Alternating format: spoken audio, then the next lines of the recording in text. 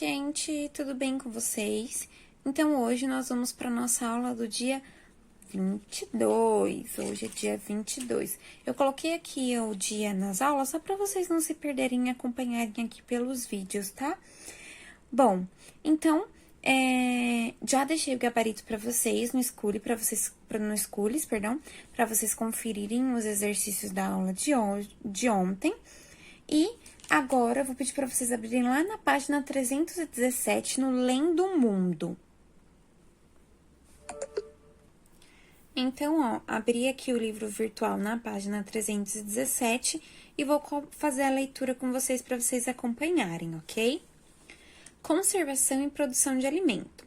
Ingleses defendem desmatamento no Brasil para a produção agrícola. O Brasil experimentará forte avanço na produção agrícola nos próximos anos e precisará dispor de mais terras para o cultivo. Destaque estudo divulgado hoje pelo governo do Reino Unido. Mas, ao invés de condenar a possibilidade do avanço da fronteira agrícola, os pesquisadores acreditam que o país poderá realizar o chamado desmatamento bom. Conforme o estudo, nos próximos 20 anos, a produção das principais culturas nacionais avançará para atender o consumo. Para abarcar toda essa produção, principalmente de cana e soja, o Brasil precisará de uma área de 50 milhões de hectares destinadas à agricultura, ou seja, um aumento de 13,5 milhões de hectares em relação ao registrado em 2016. O estudo assume que a terra adicional virá principalmente da utilização de áreas hoje reservadas para o pasto.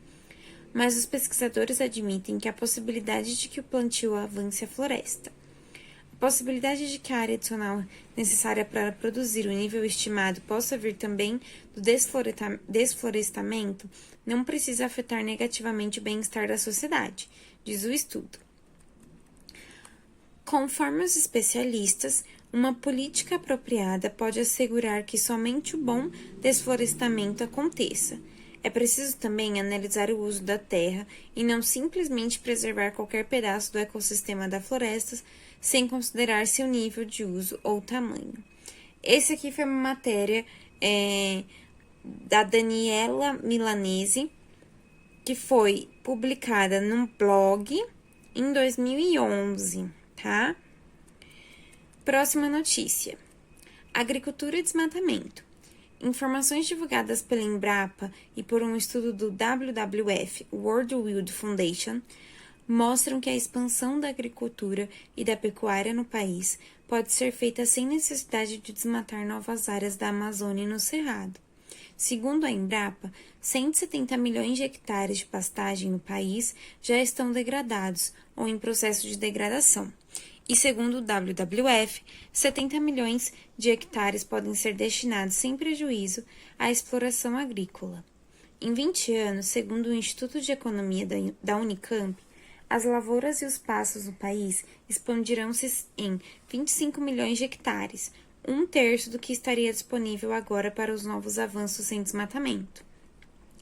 Há uns 20 anos, a Embrapa e a Sociedade Brasileira para o Progresso da Ciência vem dizendo que só a Amazônia há mais de 20 milhões de hectares já desmatados e sem aproveitamento econômico. Se fossem utilizados, só aí poderia se dobrar a produção agrícola e a pecuária no país.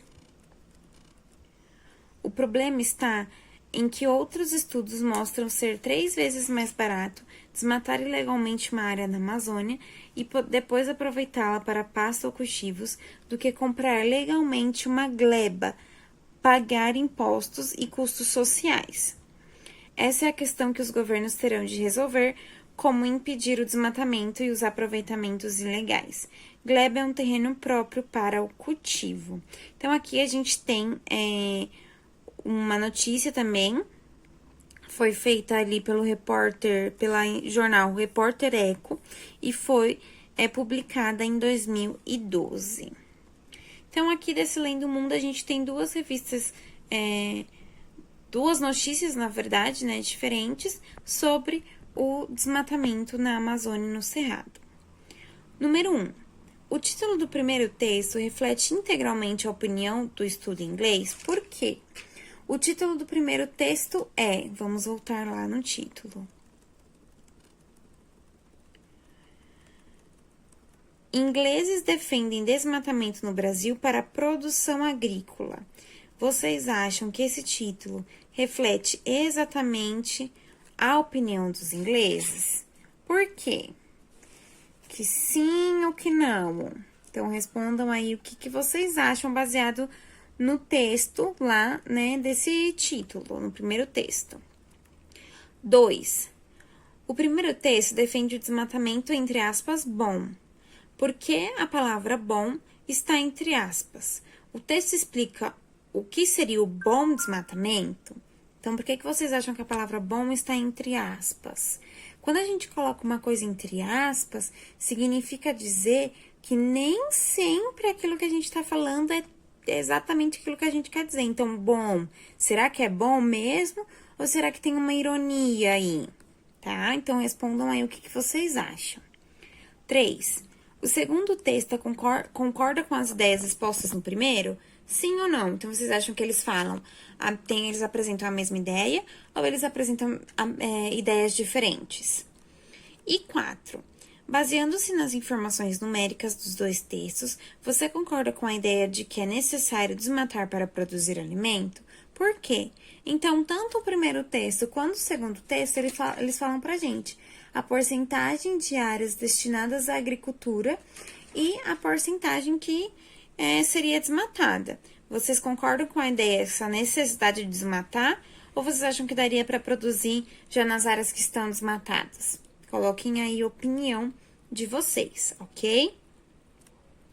E agora, nós vamos fazer o nosso Estabeleça Conexões da página 319. O esquema a seguir apresenta alguns termos, conceitos, ideias ou processos que foram tratados até aqui. Analise e escreva os termos faltantes. Depois, releia e o certifique-se de que entendeu as relações estabelecidas nele. Em caso de dúvida, releia a aula pertinente e converse com seus colegas e professor. Então, aqui a gente tem 5 termos diferentes para utilizar no nosso esquema. Vamos começar aqui pelo topo. Alguma coisa engloba as demais esferas e os seres vivos. Vocês acham que a biosfera engloba as demais esferas e os seres vivos, as florestas, as células ou as áreas cultivadas? Eu vou pedir para vocês pausarem o vídeo, responderem e depois despausarem que eu já vou dar a resposta, tá? Então, aqui, quem vai englobar as demais esferas, o que são as demais esferas? A litosfera, a atmosfera e a hidrosfera. Quem engloba é a biosfera. Então, coloquem aqui, ó, a caixinha da biosfera, tá? Então, a biosfera engloba as demais esferas e os seres vivos. Os seres vivos são formados por florestas, células ou áreas cultivadas? São formadas por células. Então, coloca aqui a palavra células. Os seres vivos são formados por células, possuem ciclo de vida e ocupam diferentes habitats. Os seres vivos desempenham os papéis no ambiente denominados nichos. A biosfera é dividida em biomas.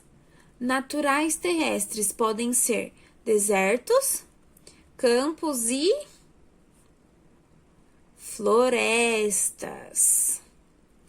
Os biomas criados pelo ser humano podem ser ambientes urbanos e, isso aí, áreas cultivadas. E os biomas aquáticos podem ser marinhos e de água doce.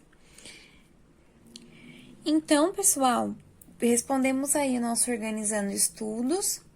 E eu vou deixar os exercícios da página 308 para vocês fazerem agora, tá? Então, nessa aula ainda é para vocês fazerem os exercícios da página 318 e corrigir os exercícios que eu deixei para vocês fazerem ontem.